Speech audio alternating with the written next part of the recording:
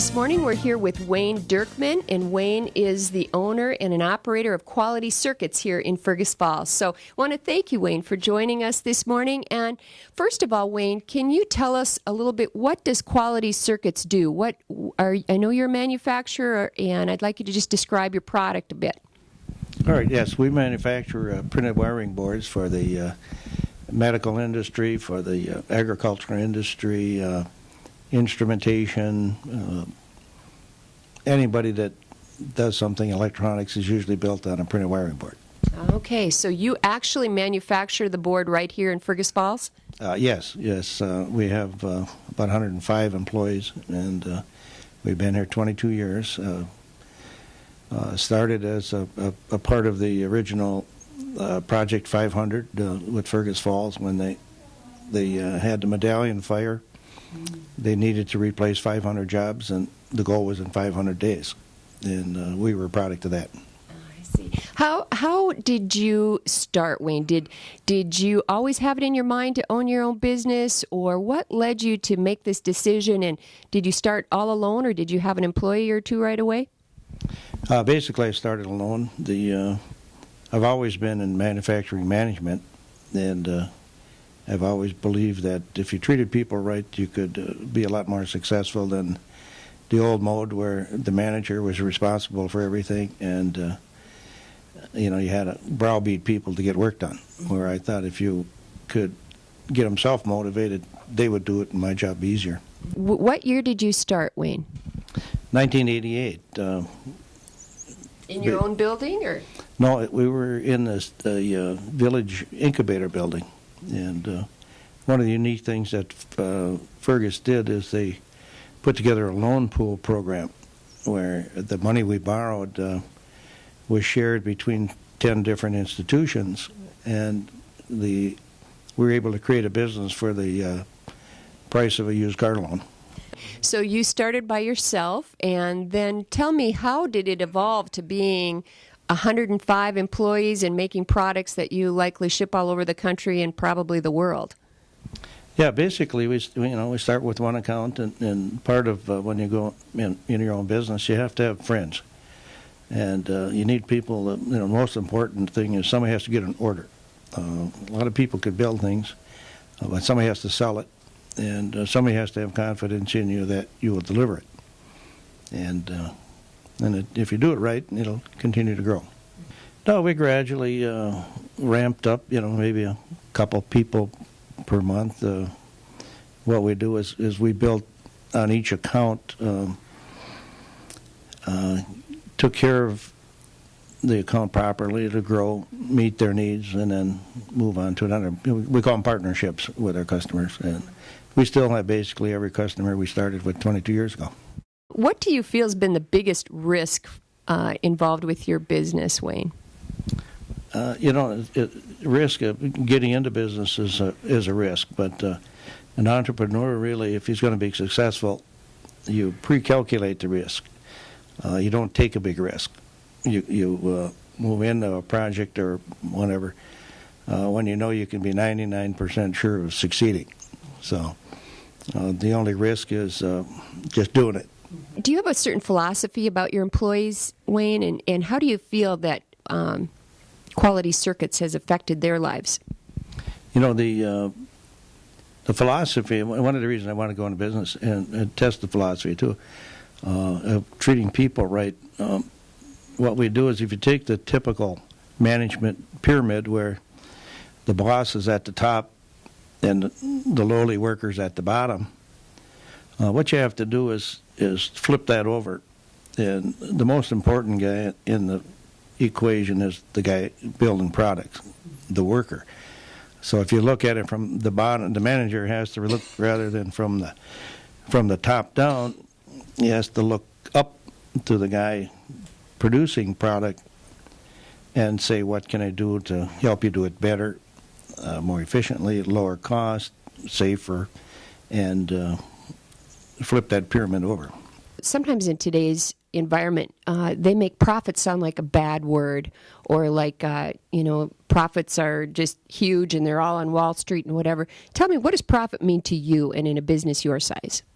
Yeah, that makes everything possible. Without it, we wouldn't exist. Some of the things that we try to do is we share it with our employees, and on a monthly basis, and they're aware of their performance, the product they build, and the rewards are there. So we're really we try to make everybody an entrepreneur.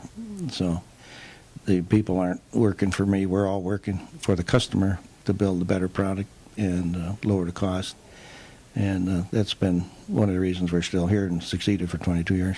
What do you think Quality Circuits has meant to the community of Fergus Falls? How have you impacted the community here? I guess that's not really my call, but we try to have the best employees we can, and everybody generally has a family to feed, and they all want to drive a nice car, and we try to make it as successful as we can. One of the secrets of my success was really Dale Carnegie.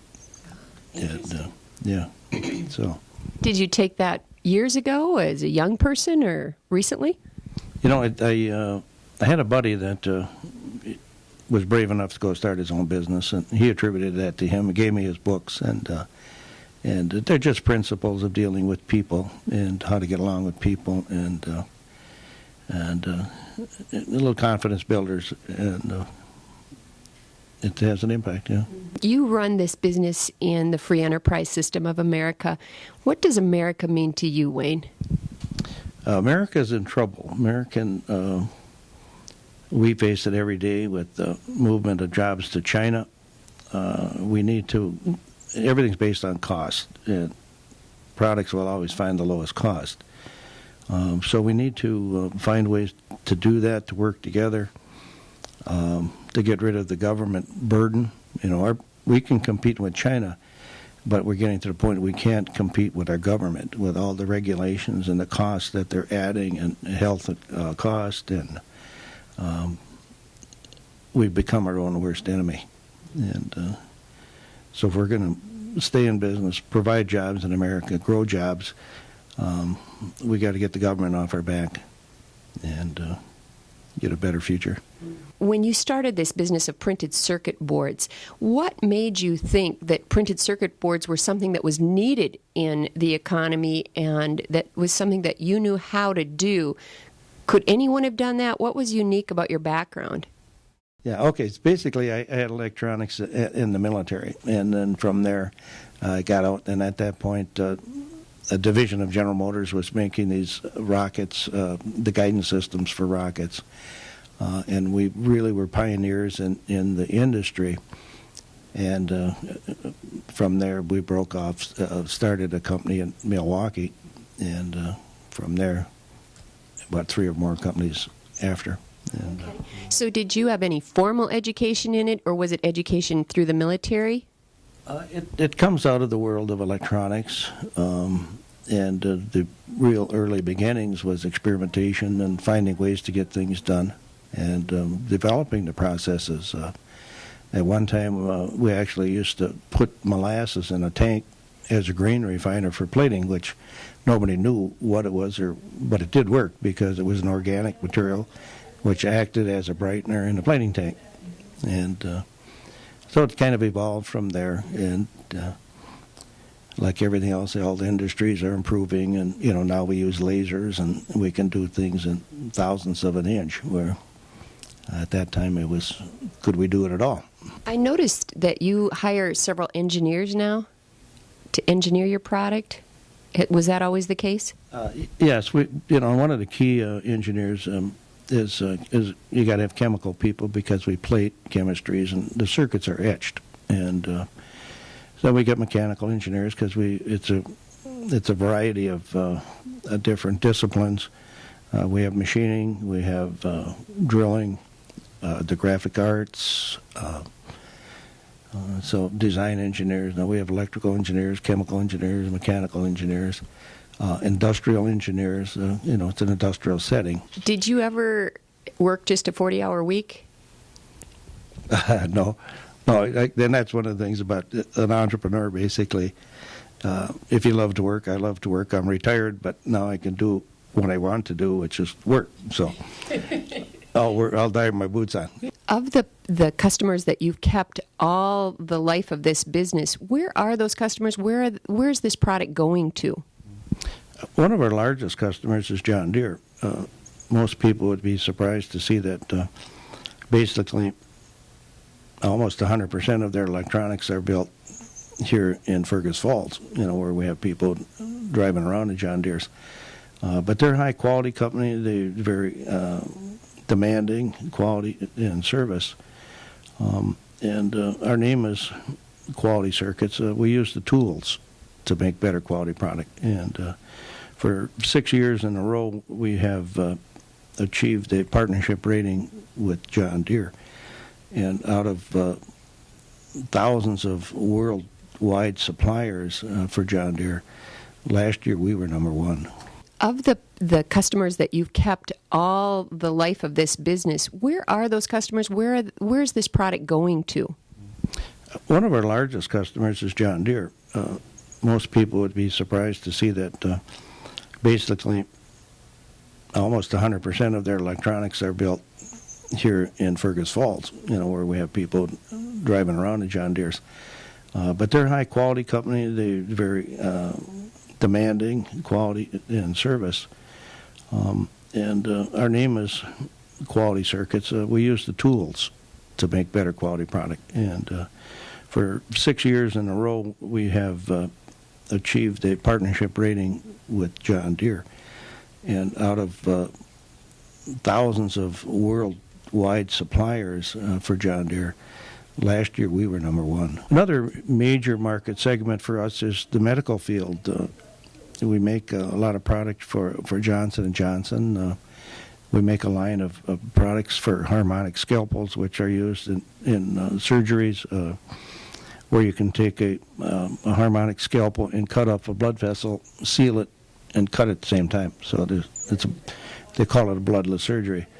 So we work closely with the engineers at these companies to develop circuitry that fits and works, and that's growing. So as they get projects, new knives and so forth, we're involved in early development and manufacture. What kind of investment do you have in your equipment? Can we ask, Wayne? Yes, we have over $20 million worth of machinery invested, and we like to say it's paid for. So we're selfish about our money. We don't give it to the banks. We reinvest it. How's the economy affecting you? Right now, we've had two big growth peaks and two dips, one in 2000 and then the last one. And at each time, we were forced to cut back on hours and lay people off, which I don't like to do.